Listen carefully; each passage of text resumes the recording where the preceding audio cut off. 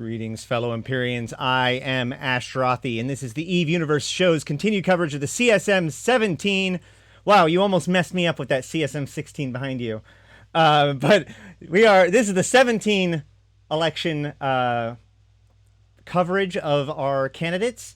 And today we have Kenneth Feld. How's it going, Kenneth? Well, it's going pretty good. How's it going for you? It has been pretty good, actually. Getting through these interviews pretty quickly. Everybody seems a lot more interested in talking to me this year than last year, and I've had, of course, Erdenika helping out with scheduling, which has been quite lovely. But this year is really different than last year because you are one of, 3 incumbents? That's never happened before. How does that feel? Kind of feels weird to a certain degree, but I'm a huge fan of term limits in real life, and I don't mind it at all. The people that can't run this year had the choice of sitting out last year if they wanted to, and then, like between the goons with Merkelchen and a nominate, one of them could have sat out last year and then ran again this year because you only have to sit out 1 year. So That's a choice that everyone's made. I can't make their choice for them. I'm definitely not sitting out a year and then running again under any circumstances. I've got a full-time job, and this is enough job on top of that if I get reelected, I'll do my 3 years and gracefully bow out and go back to mashing F1. All right, sounds good. But as you alluded to, this is it's important for you in particular to stay on board because, your field of expertise, I guess it is, has been a big focus. And we had a lot to talk about last year on our CSM 16 election coverage. And here we are again. The work is not yet complete, it would seem. Correct. And, this year they did something completely different. So in 15, when the industry changes first came out, I went on a lot of shows and a lot of people associated that with me. In reality, I had very little to do with it. I was just explaining it to people because it's a huge, huge change. Some people believe that, some people don't. Whatever, can't change their mind, yada, yada. But this year, for most of the larger things they put out the raw version. They put out the non-CSM edited version. So you got to see the realistic changes to mining, to compression. You got to see the raw changes to industry. Now, This year, the raw changes and the tweaks, I had a ton to do with. So the prices of all the capitals now and the reduced R4 gas and the reduced PI and that kind of stuff, I had a large hand in that because I was on CSM the whole time. Whereas the industry changes were kind of like shoved on us when CSM 15 got there. So that aside, you got to see the raw version. You got to see the compression that one R64 Moon was going to take you 46 days to compress and this kind of stuff. And then you saw the after the CSM change, right? So now compression is probably better than most people had even hoped for, in the fact that you can just have one Rorqual with a module running, and now every barge and exhumer in fleet can compress. I don't even think that most people thought that was even possible. The only thing that could make it better is if you got a little symbol by your HUD to let you know that you were able to compress. Just a little extra button that you could just click for one-click compression. You don't even have to open it. It's just like it compresses all of the ore in your cargo hold. Done. No. Yeah. No. I don't think that's coming. But, no, I don't think so either. But okay, so it's worth noting that when they put out those changes, the first announcement, they explicitly said that they were doing something a little bit different in the fact that they were announcing basically at the time that they would have brought it to you guys, they just brought it to everyone, right? Early enough for them to make those sort of dramatic changes. And they said that from the very beginning. So it does make sense. That said, I do remember last year, you talking about the fact that, CCP was talking about the fact this industry phase 2 or whatever. and how much you wanted to be involved in that. Um, was this mining change what you were referring to? Is there something else? What happened? How do you feel that these changes have gone overall this last year? Extremely slow. uh, that aside, what I was talking about was the changes that just came out a little bit ago. The final The release industry, patch, as it right? were. Yeah, where dreads are now, roughly 2 bill. Um, but it's also showed some shortcomings. As I put on my post there, myco gas is now a huge deal, especially lime and malachite, which is used to make Amar ships. Um, Right. I'm pushing for changes there. I don't know what's going to happen, but trying to go there. And PI is still somewhat of an issue. Um, I just, I, I would like to see some relief on the planets, Right. either half the volume or double the size of the storage on planets and customs offices. But having the volume gets you there, and it also gets you a lot of other um, help in other areas, hauling, logistics, that kind of stuff. Um, If you're but controlling the that storage on the planets, doesn't that control like how often you have to fiddle with it? correct. I see. So yeah, that would be a relief to players who are doing it, especially like the factory planets. You could preload twice as much, so you would only have to visit the planets half as often. Therefore, easier for everybody. Right. So the earlier the complaint was like moving all that water was just really bulky to build like the core temperature regulators, but you're actually talking about the mechanical process of doing PI itself and making it so that Correct. you have to have like so there's kind of three different stages when you're doing extraction and or from extraction. You've got at most days you can just look at it and then hit do it again for another day. Every couple of days you go and you pull everything out and you bring it to your factory planet, you drop it down. And then every week or so you have to move everything around because you've extracted all the stuff from where you are. So you're talking about kind of uh, buffing, I guess, that especially that second process where you can extract for longer before you have to actually, tend physically to your colonies.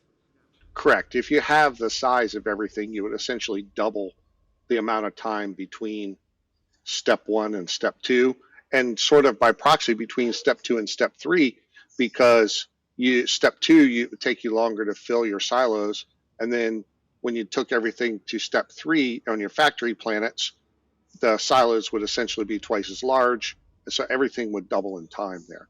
Right. But output would remain the same, and if you're making P3 or P4, then the volume of them would be halved, so you wouldn't do any more hauling. You would just go twice as long between each step. Right. And it also makes it so that like the balancing issues become more forgiving because it takes longer for you to get like too much of an excess of one over the other. Either way, we're going into the weeds on that one. It is an interesting suggestion. About the myco gas, though, you're referring to Amarian gas. Why wouldn't we just trust the market to adjust for that, right? Like if Amar gas is just more expensive than all the rest of the gas, why not go gas huffing into Mars space? If you know where the constellation is, it's probably one of the most unfriendly areas in the game. You don't say. Yeah, so I just want it spread around a little bit more. Um, but if that's what they decide, that's what they decide. People just have to duke it out. It's funny that Amar has so much expansive high sec, but restricted low sec. I guess they're really good at. I guess Concord has a lot of control over their space. Pretty much. All right. So are you happy with the direction that CCP has taken things this last year? Like the mining changes or whatever? Are you pulling your hair out? What exactly how do you feel about this last year has gone for you as a CSM member? A lot better than the year before, that's for sure. Um, it was believe it or not, it was a lot more work. Um, the Rorqual did get nerfed. Not trying to say it's not, but everything else getting buffed as much as it did. You can look at the price of Moon Goo now, Moon Goo's in the crapper because Hulks go brr, Right. and you know, that's going to have to. Well, the war in the South now is heating up, so and with building capitals again, Tech Two is there's a lot more demand there. R4, the demand for R4 is through the roof. There's a lot of mining in high sec that wasn't there before. So overall, if you look at the April MER compared to the December or January, probably the January one would be better. The amount of mining has definitely gone up um, overall in all areas of space. So gas mining is up a little bit. I know that the whole residue thing, I, I wasn't a fan of it when they told us about it, and not terribly a fan of it now. I know why they did it. Um, I can't say too much about it now. I can tell you um,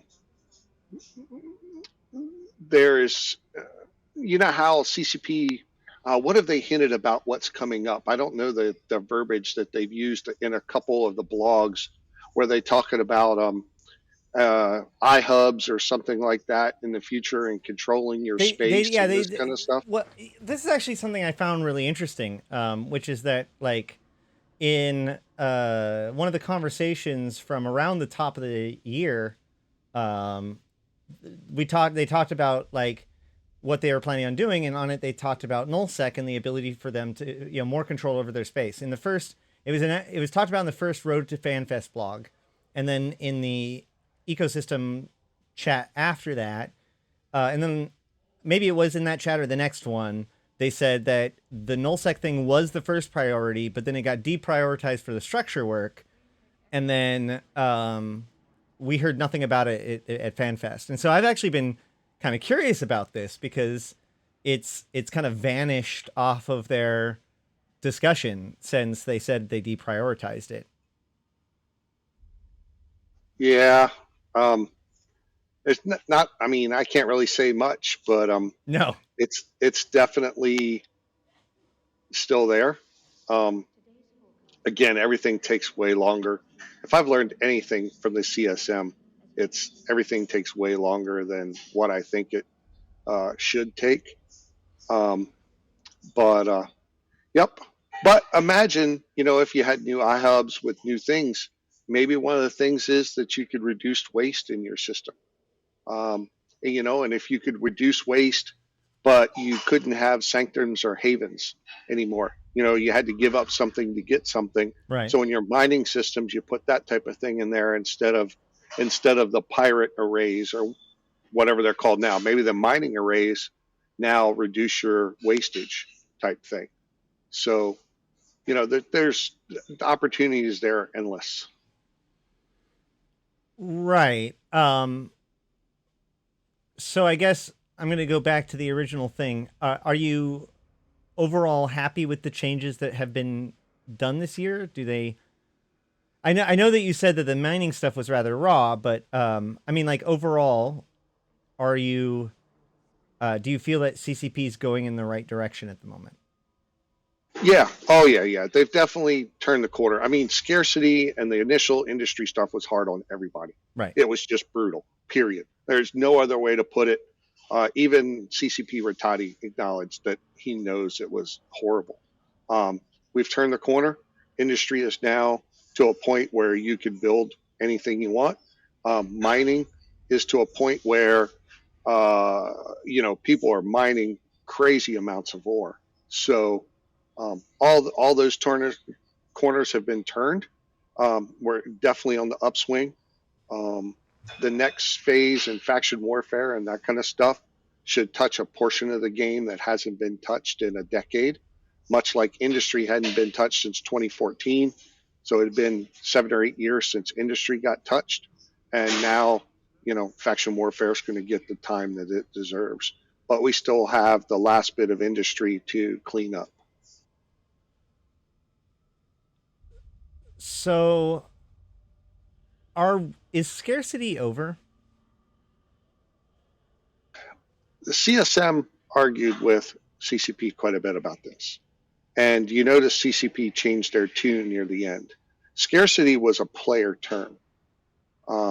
CCP, You're what shortage was I guess. correct. And shortage is over.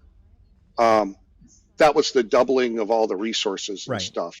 Was I've shortage suggested was that the over. scarcity means the existence, how abundant something is, not how easy it is to extract or to utilize. Correct. Things can be So non-scarce and not be valuable. Water in the ocean is very not scarce, but drinkable it is not. right, exactly. So the shortage phase is over. Um, they put and there's two parts of that, both ISK and minerals. Um, and they've turned the ISK faucets back on. They doubled all the minerals. Does everybody want more? Sure. Would I like more? Absolutely. But at the end of the day, I haven't seen the charts. I don't know what the daily use is. So they look at kind of the daily use of the amount of minerals or whatever that is in the game. And that's what they kind of shoot for because they don't want to go back to all the stockpiles and everything. That's the reason that we had to do shortage to begin with. Right. So that they don't want to get back there. So they're hyper aware of what's going on as far as that goes. Do I like it? No, not really. But yep. I understand the ore one, but how have they turned on the ISK faucets? I mean, I would assume that most people would argue that with DBM continuing to be in place, that doesn't feel like they've turned the faucets back on. Correct. However, there's what they say at FanFest, 50 trillion 50 trillion locked in the reserve bank. Right, but the reserve banks are the rewards about. for some of the hardest sites in lowsec, and like that's a totally separate issue, right? Right, but it should have never gotten that high. That ISK should be in the game, right? People should have access to that ISK, and they don't. Okay, so how have the faucets been turned on for ISK?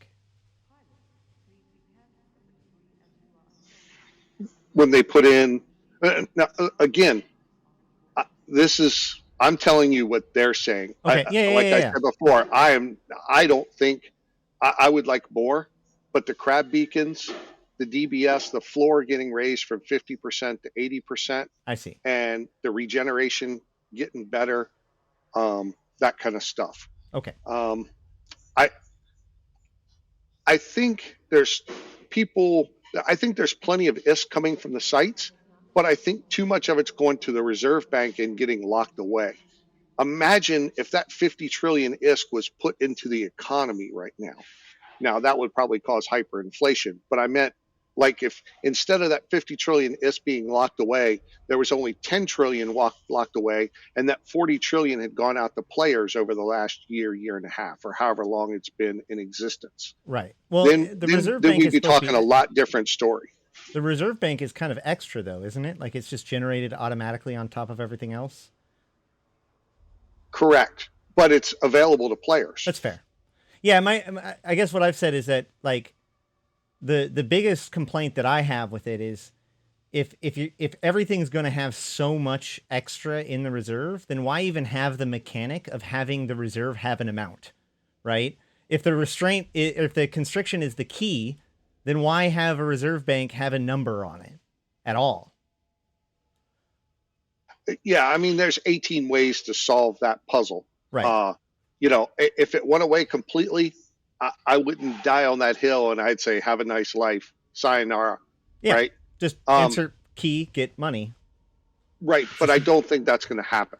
Right. So therefore, you have to deal. Like, I don't get to make the choice if it goes away or not, right? Right. So I have to deal with it's there, it's going to stay there. Okay, how can we make this not painful?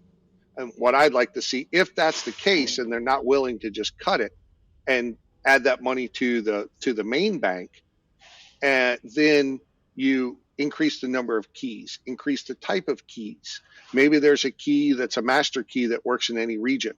Maybe there's a key that you have to do an even harder dungeon for that unlocks even more ISK. Maybe there's a lot smaller keys that are more plentiful. So, there's a million different ways to solve that paradigm there. Right. Just we should not have 50 trillion is locked up. Period.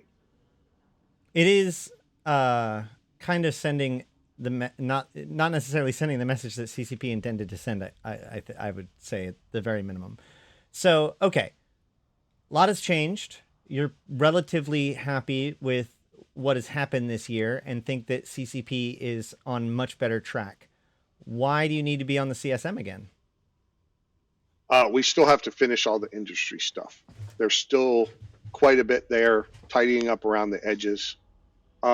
If you listen to the Fan Fest, they talked about taxing corps or taxing players so that corps actually make money.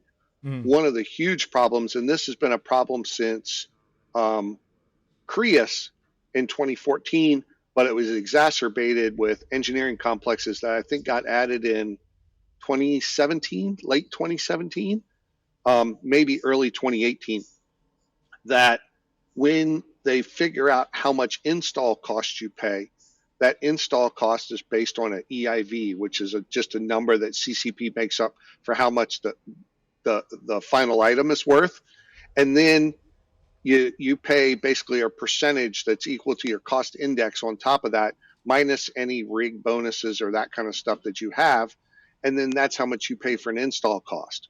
And then the tax that the corp collects is a percentage of that install cost. So you're taxing a percentage of the EIV.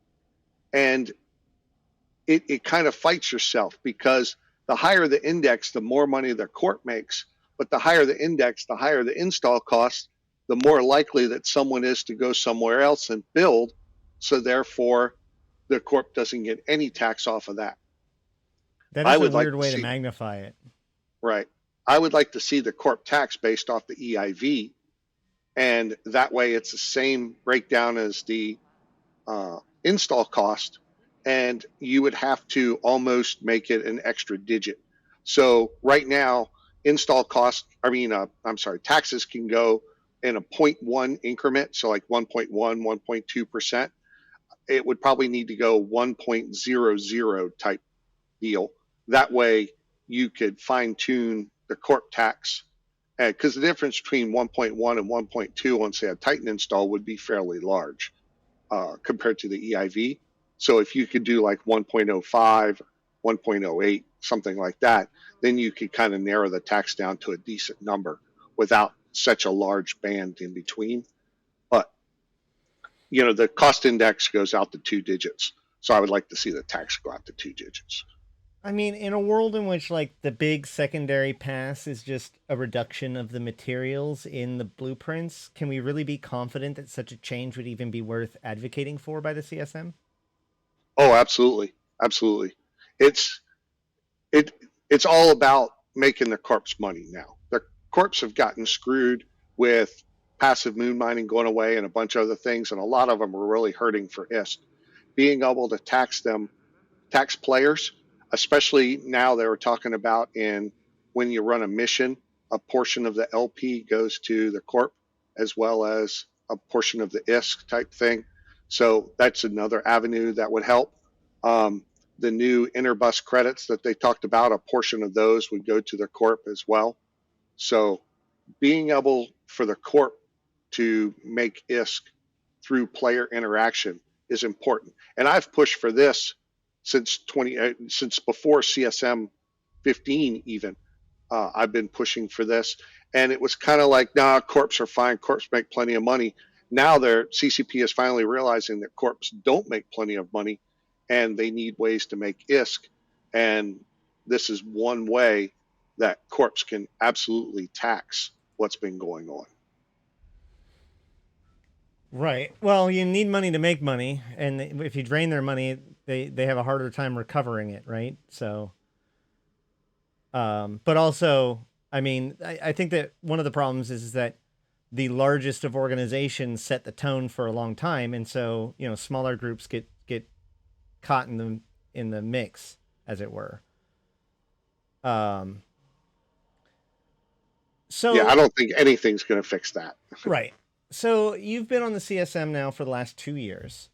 Now, one of the things that has been kind of argued about more than normal, right? This is kind of one of those things that is always kind of argued about, but I've heard it more recently about whether or not the CSM has any use whatsoever, in so far as does CCP even talk to the CSM anymore? As you said, the mining changes came to you as same as everybody else.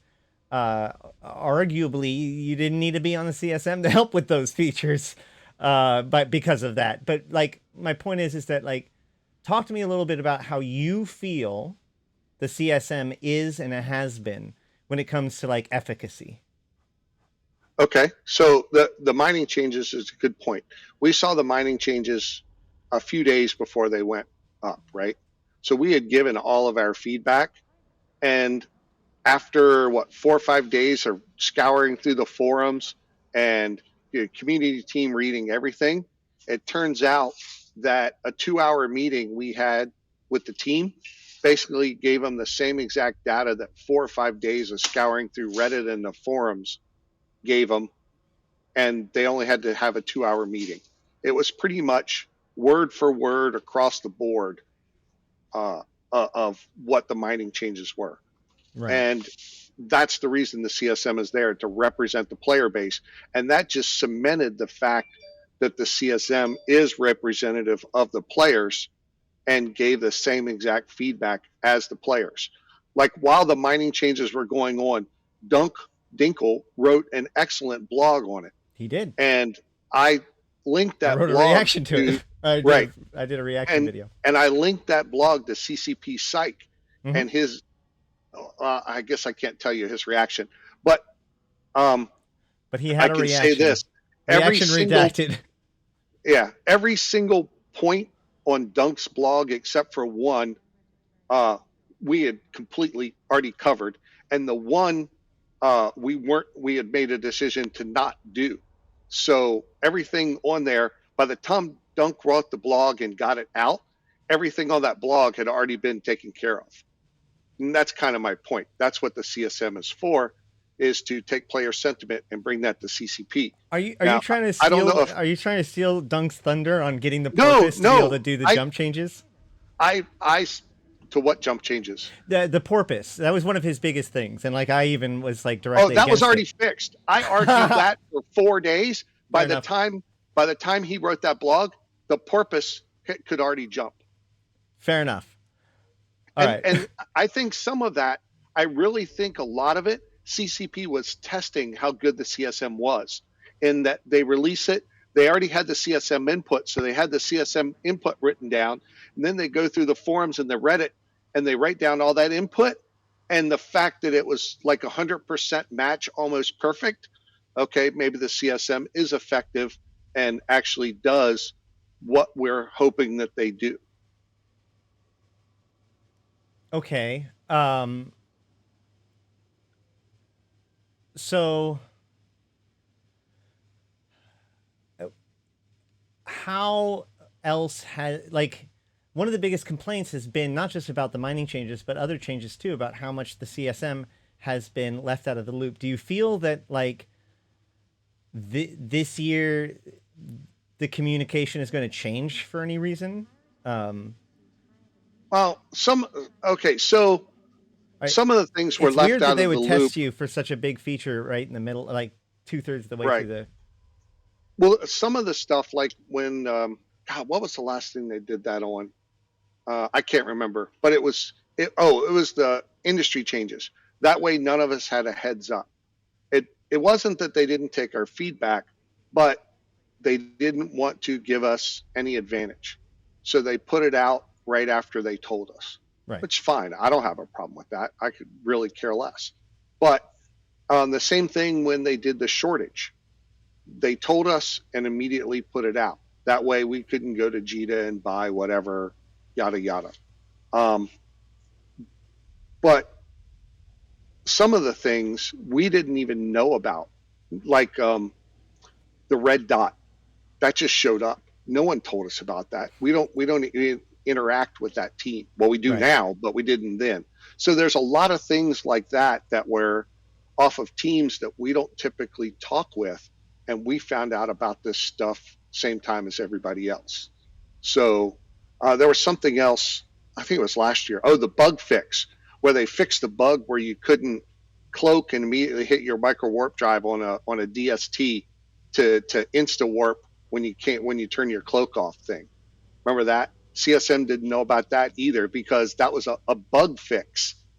And then they reverted it and said, okay, yeah, that's now a feature of the game. Wait. Oh. I don't remember that at all. They almost fixed the Cloaky micro warp drive trick. They fixed it for about 4 or 5 days and then reverted it. Oh wow. I somehow missed that completely. That is that would be a bad idea. Right. And the same thing for fixing the skill for bomb deployment. That was finally fixed. Now we knew about that, and they're monitoring bombers and this kind of stuff. But as far as I know, so far there's no change to it. So, but there's little things like that we just, we don't even get involved in, and people change something or it's a bug fix. And it's like, oh my God, when did this happen? I don't know. We found out about during patch notes, but it's just not something that we normally dealt with. And someone fixed something or thought they were fixing something and it broke something. Right. Like removing the belts and then moving rats onto gates. Yeah. I still think it's funny that one of the most impactful changes out of this whole scarcity era was like a consequence of an accident of an thoughtless change. Yeah, the problem is that had huge implications in other areas, and right. Just it wasn't thought through, and we weren't told about it because everybody was like, oh, yeah, it's just blah blah blah. There was already no ore there, right? So we'll just remove them, no big deal. Well, turns out it was, and that's why we were never told, because someone just thought it was just like it was a bug fix. Thing. Oh yeah, they've been meaning to remove it. Empty belts with no ore. Exactly. Why even have them? Why not? So there are a lot of really good candidates this year, and several of them are incredibly knowledgeable in the market and the industry and all that sort of stuff. What do you say about the notion that maybe other voices should be put forward in the industry changes or in the changes that obviously you've gotten to be able to get your point across for 2 years. Do you still need to be the one with your hand on the wheel, or is it time to let one of these guys that have been chomping on your heels at a turn? Well, a couple things. One, CSM hardly has their hand on the wheel. We're basically over there yelling, swerve left. The wheel isn't right. Connected to the car, but your hand is on it nonetheless. Okay. So that being said, that's the reason that it's 3 years and out, right? They determined that was a good time. I would have really loved to have all this wrapped up in 2 years, and then I wouldn't be running next year. But with only 3 of us being incumbents, the amount of time to onboard 7 new people, or if 1 or 2 of us don't get reelected, 8 or 9 more people, I think there's going to be a ton of lost time in there. So I hadn't really decided to run again until right before FanFest. And once I found out that there was only going to be Brisk and Arcia, that's when I decided to run again, just to, if nothing else, pass the torch on to the new guys. Right. After my last year, bow out gracefully, have a nice day, and let the next batch of people run it and do their thing. Right. Although it's only 3 incumbents is a bit of a misnomer, because there are also 2 people that I can think of off the top of my head. No, 3, right? There's 3 other people running who have been on the CSM before, right? Torvald, Phantomite, and Steve Ronikin.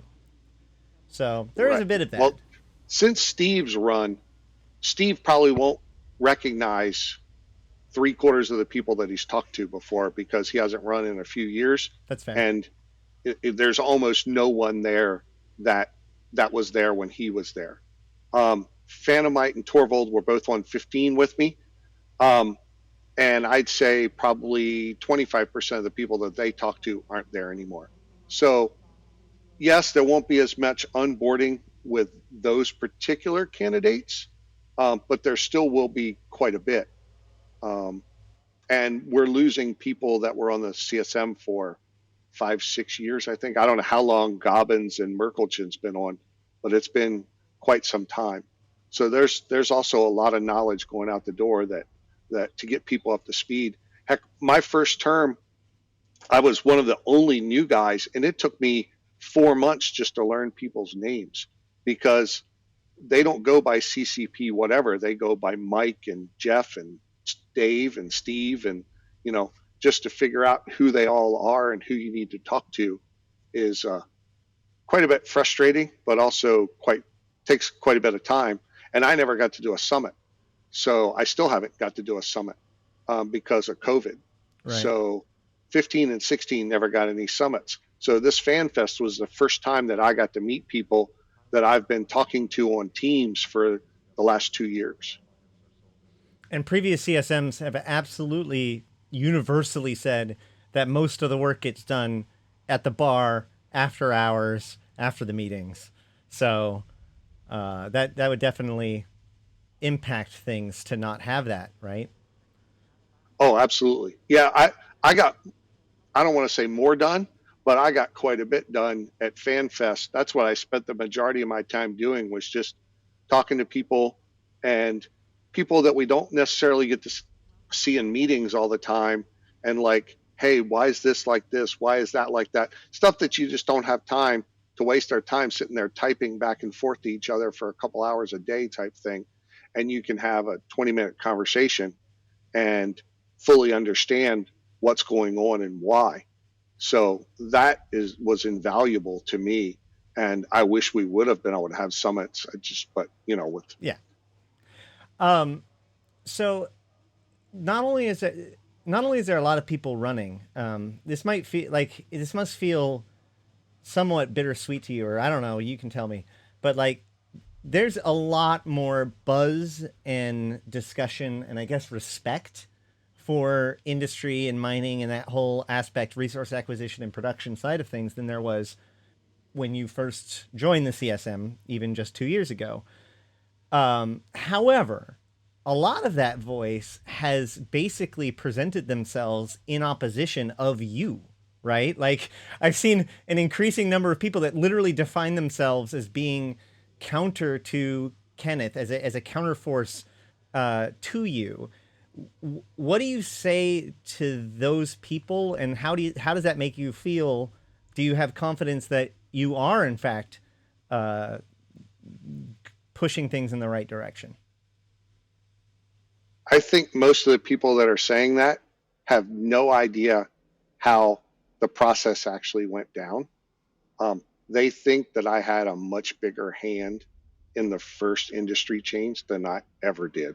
Because everything that I said, hey, what about this? What about that? They were like, nope, going to do it this way.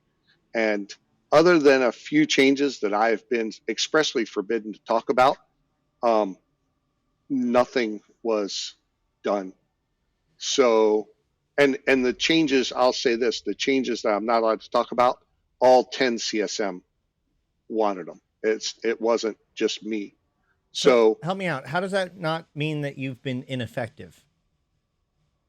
That was the first industry change. Oh, I see. Nothing. Gotcha. CSM could have stood on their head and held our breath until we turned blue and fell over.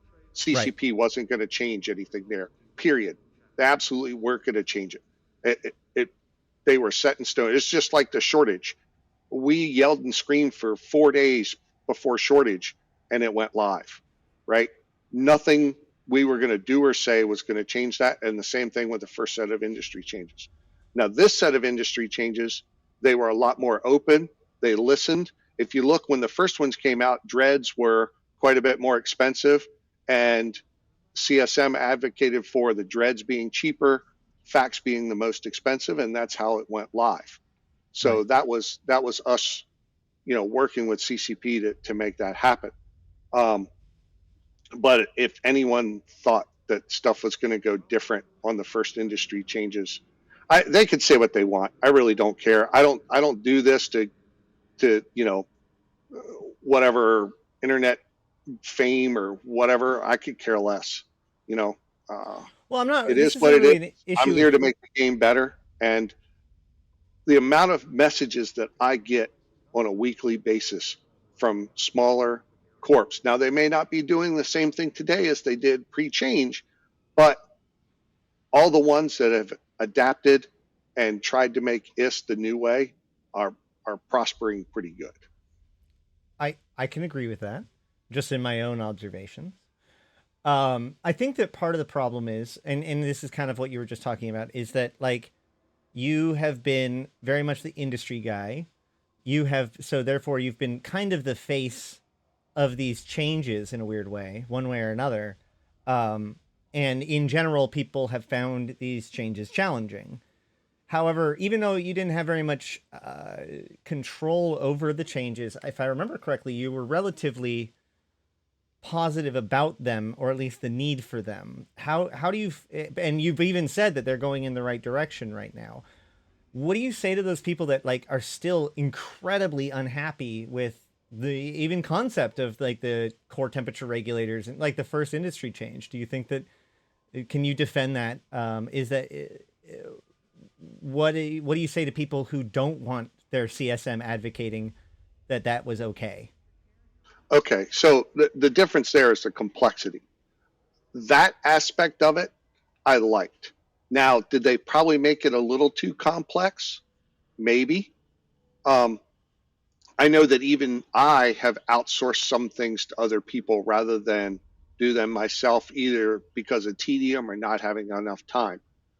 But the amount of jobs now that have been farmed out to smaller groups, and smaller groups can now make decent ISK selling stuff in JITA. The people that it hurt the most were what I like to call assemblers. They would go to JITA, buy a whole bunch of ore or minerals or whatever, take it somewhere, and just slap together 50 dreads. Those are the ones that are getting hurt the most because they Right. can still do that. They can still go to JITA. They can still buy the minerals they need.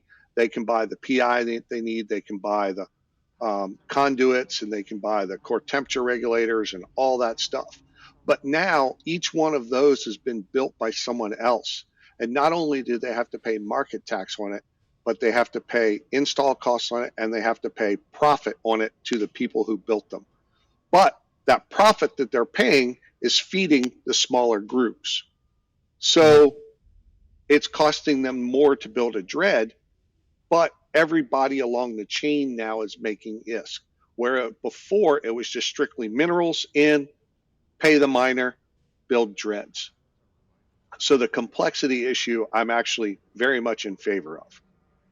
As I said before, though, we can argue about how much complexity was needed. Now, all this said, if knowing what I know now, which I didn't, I only know, remember I kept saying the dominoes before the next domino Mm-hmm. falls. Remember when it first came out and everybody was freaking out? Oh, every nullsec group's going to need high sec miners to mine trit to be able to build stuff. And then a couple months later, the next patch came out. Oh no, now we don't need high sec people. Now we need PI people, right?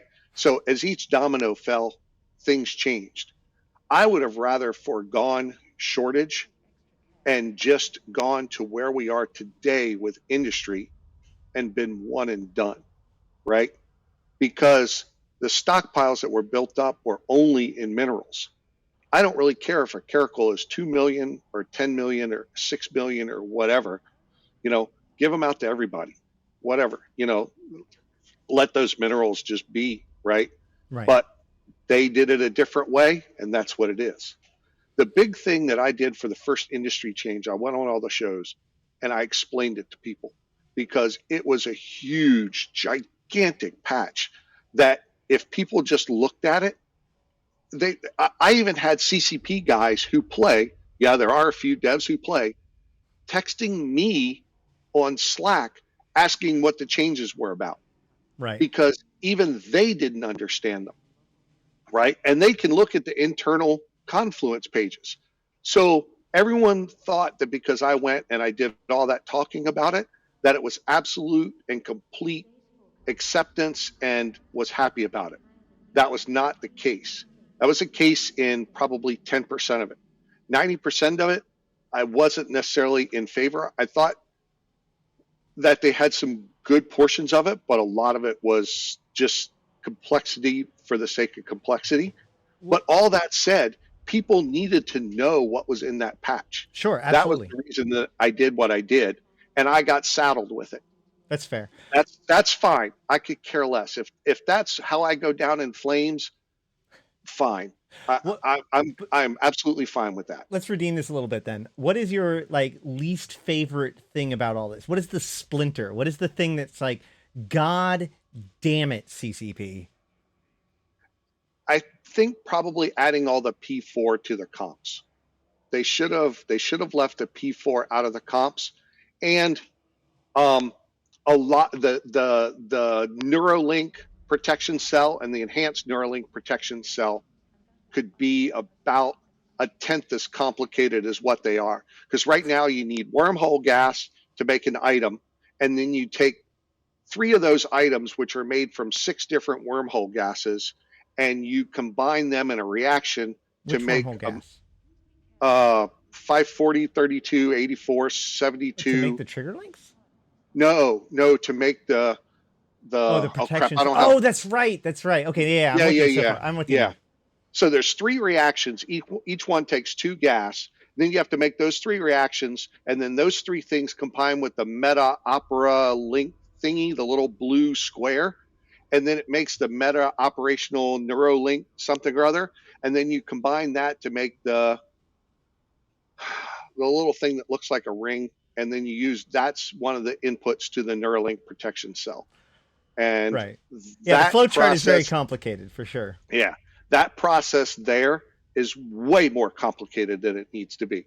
They could take out 2 of the intermediate steps and still get their point across. So that's probably the biggest thing is, but I think that the thing that I disliked the most was the P4 and the comps.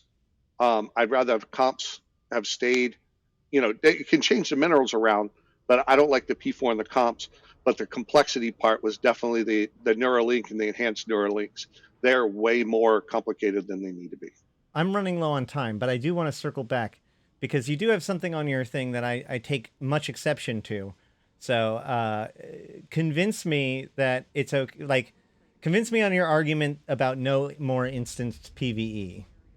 I'm of the opinion that having the Abyss allow the person to fully focus on the task ahead of them allows them to, better engage with it and have more challenging encounters, and that the exit point makes them vulnerable. Why is that not sufficient? Okay, you're talking about abyssals, yes. Like the level one. Well, I mean, you're the one that says no more instance PvE. Okay, so that's referring to the key things, the sites to get the keys. Oh, no more. So no more lockouts. Yeah, sure. Yeah, okay. We can go with that. Sure. Yeah, I don't mind the abyssals. Now, I do would like 4, 5, and 6 to not be able to run in high sec. Remember how they used to get the flag, suspect flag, and then it was like instant kill the minute you come out because someone would point you and kill you. Yeah. I agree that was also too onerous, but just move them out of high sec then. 0, 1, 2, and maybe 3 in high sec, 4, 5, and 6 in low, null, and wormhole, and I'm good with that. But the instance PvE thing that I'm talking about specifically is the site for the keys. I think that the problem with that, I appreciate the clarification. I think the problem with moving 4, 5s, and 6s is that you're talking about like the most expensive equipment, like the challenge, the risk of a tier 6 isn't necessarily being ganked on the way out. It's the encounter itself. Like, even without the chance of it being a gank on the way out, it's already risky.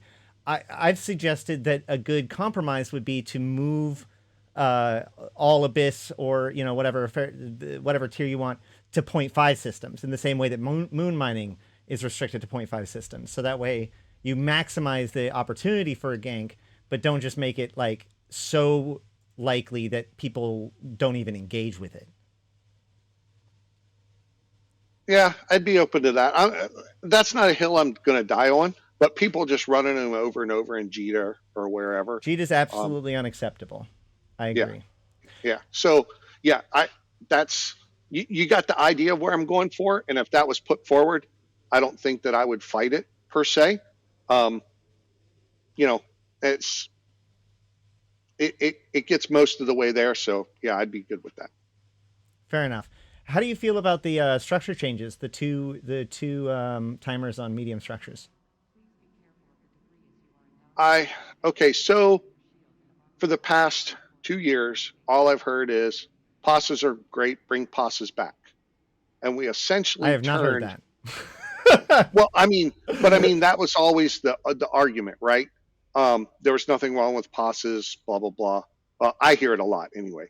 But Okay. now we've essentially made medium citadels a pos. Right. I'm glad that you said that because that was my interpretation of this change.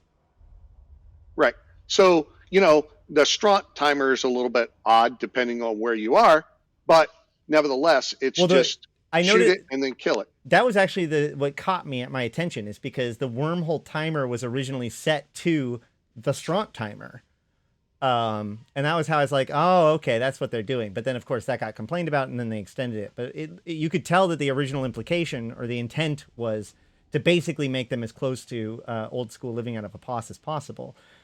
However, the problem with that is that now you have something that has the functionality. It's modeled off of a POS, but still costs like 3 times as much of as a POS. Is that okay? I mean, you need those Um, people in wormholes doing reactions, right? You don't want their Athenors being blown up that well, easily. okay, so if you're going to put that much in a structure, put down a Tatara. I mean, Well, that's who's that's doing the the answer, right? like? You can't do the reactions in high sec. So you're Right. saying all reactions, even R4 reactions, need to be done in a Tatara? Well, it depends on how much ISK it's worth, right? If you're going to put 200 billion in there, then use a Tatar. If you're going to do R4 reactions, then Athenor is fine. But it's the The cost of guy the who, Athenor. The Athenor is like $1 billion. If you have to replace it every few, weeks, then it's not worth it, okay, right? then if at some point in time, there's got to be a barrier to entry, right? If you have enough IS to put down an Athenor and you're mining enough R4 to do the reactions, but don't have enough people to defend it, then should you be putting it down? Okay. I guess my point is that if you're going to be modeling it off of a POS, why not have it be the cost of a POS? Well, how much was a Death Star back? I mean, I don't know how much they are now because they're not really used a whole lot. But even back in the early 2010s, a Death Star was 5 to 8 billion. That's fair. Maybe I should look into it. Either way, you've got 10 minutes. Okay. It's Oh, just yeah. Do you have anything that you want to talk about? Anything that you want to cover? Anything that I haven't gone over? no. I mean, I'm pretty available. I'm probably one of the more available CSM guys. I'm active on TIS, the new Eve one, the Eve Discord plus CSM Discord. Um, I, I don't check my in-game mail much, just simply because it's full. But I'm around. I get people contacting me every day. Discord is by far the easiest way to contact me. I'll pretty much answer any question that I can, and it is. I mean, the biggest thing is just vote. If you vote for me, great. If you vote for someone else, that's awesome too. But it doesn't count if you don't vote. So please vote. If I could say anything, it would be that. Just vote. Because then at the end of the day, you can't say, oh, I didn't really vote, but I don't like the guy who got in, right? Yeah. So that's the most important thing. You're given the opportunity to vote, please vote. Uh, Everything else, pretty open book. I put everything on the forums. just like you had a question about the instance PVE. I clarified that. Same thing with the abyssals. I put down that, but you put forward a thing that I would be okay with. So it's not like this stuff is set in stone, Fair but enough. those are just general, general things that I'd like to see happen. Some of the stuff I can't talk about because it's already in the works. Um, for the people, I tried to explain what happened with the first set of industry changes and all. Some people are going to like it, some people aren't. Can't please everybody, but I get a lot more thank yous than you destroyed the game emails. A lot more. So, Well, good. um, I, and I one thing that was really weird at FanFest, I got a lot of people asking to take their picture with me, which kind of freaked me out a little bit. yeah, they're But searching for you on databases and stuff now. No, yeah, that kind of freaked me out. I wasn't ready for that. uh, what I would say is that, not everybody is opposed to the industry changes. There's a lot of people, as you've mentioned, that have actually engaged with it and have been like, oh, this is interesting and been fine. In particular, newer players are adopting it much easier than older players are transitioning to it, which I guess, if you think about it, makes a lot of sense.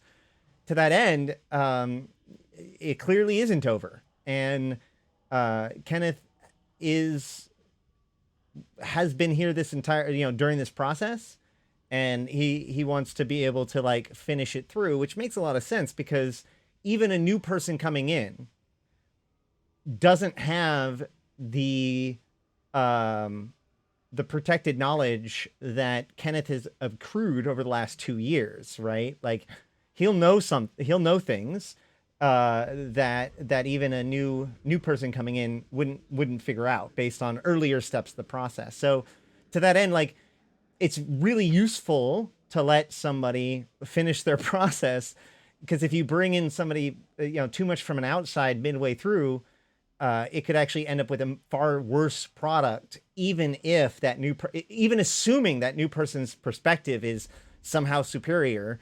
If you're halfway down one road, switching can be dangerous. So at the very least, I think that it would be useful for Kenneth to not be the only industrial voice on the CSM. I think that that's very clear, just because of how important this is becoming into the game, to the game itself. But it is valuable to have Kenneth on the CSM to function as that voice of history, that anchor, right? That way, there, as you pointed out, with so many new people, it's not just not knowing the or not knowing the CCP people, but the ability for CCP to almost construct a new reality for these new people. You can kind of bring back the past as needed and hold CCP to account in a way that somebody who hasn't gotten all of the NDA information that you've already gotten couldn't. And I think that that's actually a very strong case indeed. And there's my cat. So, any final thoughts? One thing I'd like to, I don't know that this will ever happen, but I think it'd be pretty cool. I'd like to see crab beacons for specifically for supers and titans. The Titan one at the end, you'd have to single DD something in order to complete it. That would require the Titan to run it. The same thing for the super one. You would have to use one of the um, uh, launcher weapons, one of the super weapons for those, to either web it or use the energy nude on it or something like that. Doesn't that feel So super that, gamey though? sure, but it would require the Titan or the super to actually run the content, right? Right now, you can just have a carrier sit there, start it, the carrier warps off, and a couple marauders run it. And the whole idea, everyone thought they were to get Caps in space. Well, it turns out Cap only gets in space for a few minutes, and then it goes and docks up Right. or tethers somewhere, and you got a couple marauders that run it. This would absolutely make, now it would have to be tuned so that the reward is worth it, which would be a whole different scenario. But I think that would be fun to have in there. I'm sure people would run them just because. Um, The other thing is the dynamic between the crab beacons and the DBS. I think something needs to be done there. That's just a personal gut feel.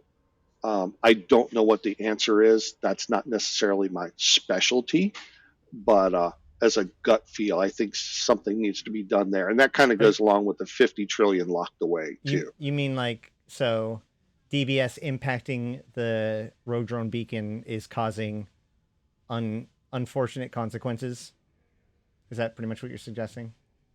Right. Yeah. So maybe the first 10 crab beacons in a system don't affect the DBS every day, or something along those lines. Just something, that mechanic there just doesn't seem, something's off there, and I can't necessarily put my finger on it, but it doesn't seem right. And like I said, I don't know the answer there. That's just kind of a gut feel that I think someone someone who's an expert in that area needs to take a look at it. Fair enough. All right. Well, that should about do it for this interview. If you're checking this out on YouTube, please remember to like, comment, and subscribe. Go ahead and post any questions that you have for Kenneth there. If he doesn't respond himself, I'll bring it to his attention. And there should be links to his post and any other relevant links in the doobly doo down below. And make sure to share this around. And if this is on the playlist, it'll just keep on going to the next one, and you get to watch all these different videos in order to become the most informed electorate that you can be, because that's what this is all about, making the CSM as effective as possible by making the electorate as engaged as possible.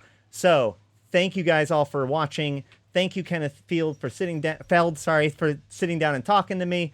And until next time, I've been Ashtarothi, the voice of New Eden, and I'll see you in space.